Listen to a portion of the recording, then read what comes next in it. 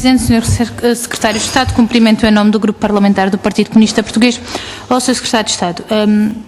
Antes da intervenção, gostava de lhe dizer com toda a franqueza o seguinte: o PCP não tem a ambição de o convencer relativamente àquela que é a nossa análise sobre os problemas do país e do mundo, mas também não pode o Sr. Secretário de Estado entender, por termos visões tão opostas sobre a sociedade e sobre o Estado e o papel do Estado numa sociedade democrática, que possamos, passa a expressão, engolir de barato a justificação de que o problema da sustentabilidade das contas públicas são os pensionistas da CGA que se reformaram em condições ultrafavoráveis e, portanto, o sistema e a sustentabilidade das contas públicas é hoje colocada em causa porque houve pessoas que, em vez de receber 1.800 euros, receberam 2.300. Sr. Secretário de Estado há de reconhecer que é bom do rigor e da análise, independentemente das visões que tenhamos, que são opostas sobre o que deve ser uma sociedade democrática e o papel do Estado nessa sociedade, é bom que se possa, de facto, cingir ao rigor da análise. Dizer que o Sr. Secretário de Estado faz aqui hoje uma ode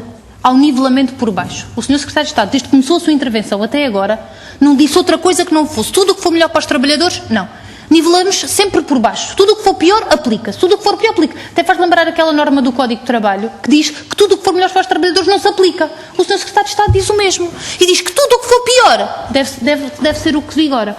E, relativamente a isso, o Sr. Secretário de Estado dizer-lhe o seguinte: o setor público, numa sociedade democrática, e foi no nosso país, eu nasci em 83 e fui naturalmente filha do 25 de Abril e beneficiei com esses avanços e que isto representou do ponto de vista social, sempre foi um farol para o setor privado. A administração pública sempre constituiu um farol naquilo que é a melhoria das condições de vida e de trabalho dos trabalhadores no nosso país.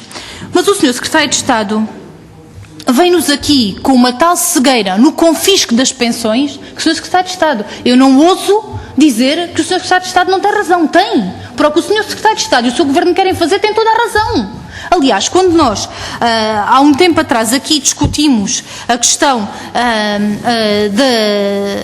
do Estatuto dos Trabalhadores da Administração Pública e do seu papel, nós colocámos que o que está em causa hoje, e esta proposta de lei que hoje aqui está em cima da mesa, é uma peça estratégica de um puzzle que este Governo, de forma profundamente rigorosa, planificou para constituir, de facto, hoje a destruição dos serviços públicos e para destruir as funções sociais do Estado. Aliás, este Governo hoje cria condições para dizer assim: aos que um dia se reformaram e trabalharam no Estado, dizem hoje assim: poças, mais valia ter trabalhado no privado. E aqueles que um dia, por exemplo, um professor, um dia ousa ir para a escola pública, hoje pode dizer: não, é melhor ir para a do privado, porque de facto este Governo está a criar tantas dificuldades que um dia mais tarde a situação vai ser ainda mais difícil. Isto é uma perspectiva a longo prazo de destruição dos serviços públicos e das funções sociais do Estado. Ao Sr. Secretário de Estado, permita-me dizer-lhe também com muita franqueza que, a determinada altura, ao ouvi-lo, o Sr. Secretário de Estado parece que se está a castigar agora quem teve uma carreira na administração pública. E, portanto, ao ouvi-lo, de facto, o que o Sr. Secretário de Estado parece ter é uma obsessão com estes trabalhadores, com direitos que foram conquistados com a sua luta, não foram obtidos por nenhum Secretário de Estado, não foram obtidos por nenhum Governo, foram conquistados com lutas e lutas de trabalhadores, gerações e gerações de trabalhadores, e foi isso que fez avançar o país, não foi outra coisa. Ao Sr. Secretário de Estado, eu de facto, ao ouvi-lo e ouvir aqui a bancada do PSD e do CDS, é que de facto os senhores não veem outra coisa à frente senão salários e pensões. Não veem outra coisa à frente. Não veem outra coisa. Os senhores deputados não veem benefícios do offshore da Madeira, não veem parcerias público-privadas, não veem swaps, só veem salários e pensões, salários e pensões, salários e pensões. É aqui que temos que cortar, é aqui que é despesa. Sr. Secretário de Estado, relativamente a isto, gostaria de pedir aos serviços da Comissão se seria possível disponibilizar também ali um quadro que resulta de um estudo, não é do PCP, como deve imaginar, é do professor Eugénio Rosa, sobre a despesa pública por habitante com proteção social nos países da União Europeia. Porque ao ouvir o Sr. Secretário de Estado, parece que este país é um regabof com proteção social dos trabalhadores. Onde é que isto já se viu? Mas quando vamos fazer uma análise rigorosa sobre o que é que se passa nos outros países, o que acontece de facto é que temos uma despesa pública por habitante em proteção social que é inferior aos outros países da União Europeia e até à média da União Europeia a 27. Isto são dados do Eurostat de 2010, portanto, hoje a realidade deve ser seguramente mais difícil. Ao Sr. Secretário de Estado, eu gostava de lhe colocar aqui uma questão muito concreta. O Sr. Secretário de Estado diz que com esta proposta de corte de 10% retroativo e de corte de 10% daqui para a frente vai, na sua terminologia, poupar 738 milhões de euros. Sabe quanto é que este governo vai dar às parcerias público-privadas? 800 milhões de euros. E, portanto, isto não é outra coisa, senão uma opção de classe clara entre quem é que vai pagar a crise. Quem é que vai pagar a crise?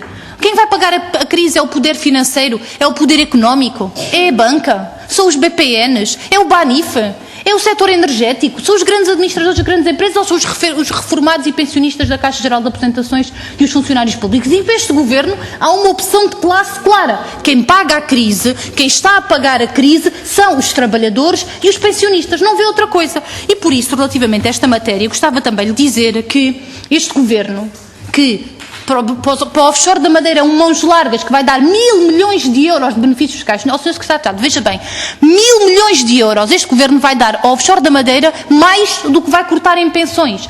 E o Sr. Secretário de Estado falou aqui numa linguagem que é sua e legítima, naturalmente, não a questiono, respeito-a, discordo, mas respeito-a, não, naturalmente, como só podia ser, de que a poupança, se fosse este ano, eram 8 milhões, só se aplicasse só daqui para a frente e, portanto, tem que ter efeitos retroativos para ter uma poupança de 738. O Sr. Secretário tem noção de que está a falar de pessoas. Está a falar de vidas, de famílias, de pessoas numa situação muito difícil, em que muitos avós ajudam os netos, em que muitos avós ajudam e tiveram que receber nas suas casas os seus filhos por força de uma situação de desemprego. E, portanto, está a falar da capacidade do poder de compra, do mercado interno, que é aquilo que as pequenas e médias empresas colocam como primeira preocupação, que é a falta de mercado interno e a falta de poder de compra. Porque quando o Sr. Ministro fala dessa forma, está a cilindrar famílias. O Sr. Ministro fala e está a cilindrar famílias inteirinhas que estão neste momento a viver situações dramáticas, Sr. Secretário de Estado, dramáticas. O Sr. Secretário de Estado vem dizer que um aposentado da Caixa Geral de Aposentações com 600 euros,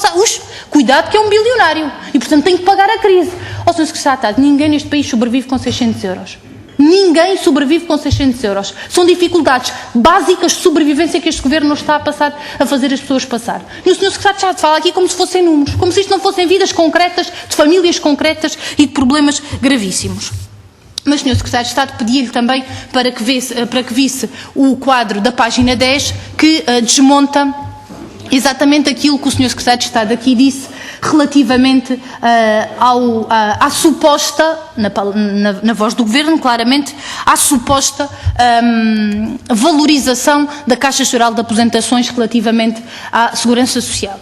E o que o mapa da página 10 diz é que na Caixa Geral de Aposentações, hoje uma reforma com as regras atuais, o valor da pensão são 843 euros, com as regras da CGA que o Governo quer impor, o valor da pensão serão 749 e com as regras atuais da Segurança Social, essa pensão tem um valor de 819 euros. E, portanto, Sr. Secretário de Estado, estes dados também não são meus, são do mesmo estudo do professor Eugénio Rosa, eu tenho todo o prazer e o gosto em lhe enviar para estudar, assim como também espero que relativamente ao seu estudo, naturalmente, que nos disponibilize. Mas nós entendemos que o que está hoje em causa é que o Governo, esta maioria, está a violar um contrato de uma vida inteira de trabalho. Estes trabalhadores que trabalharam, muitos começaram a trabalhar antes dos 16 anos, na sua esmagadora maioria, pessoas que passaram por uma vida difícil de trabalho, hoje dizem que este Governo nem na reforma nos deixa descansado. Porque este Governo tem uma opção com salários e com pensões, que é uma obsessão que vem da sua opção de classe. É uma obsessão que vem da sua opção de classe. Porque, para não tocar nos intocáveis deste país, quer pôr pensionistas e trabalhadores a pagar 82% das medidas de consolidação orçamental.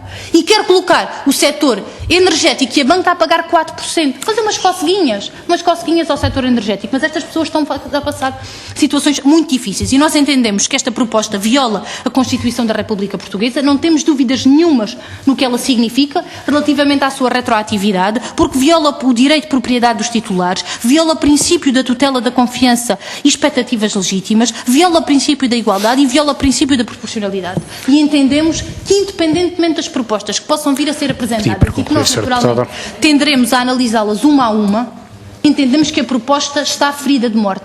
está ferida de morte porque tem um princípio que é inaceitável, que é um corte a pensões que foram feitas à luz de regras específicas num tempo específico e que este Governo não quer respeitar. E, portanto, nós entendemos que esta proposta, de facto, viola a Constituição. Aliás, também viola porque o Governo não respeitou o direito à negociação suplementar, enviando este diploma para a Assembleia da República antes de ter terminado este processo de negociação com as organizações representativas dos trabalhadores, como hoje aqui quer o STEC, quer a Frente Comum afirmaram. Muito obrigado, Sr.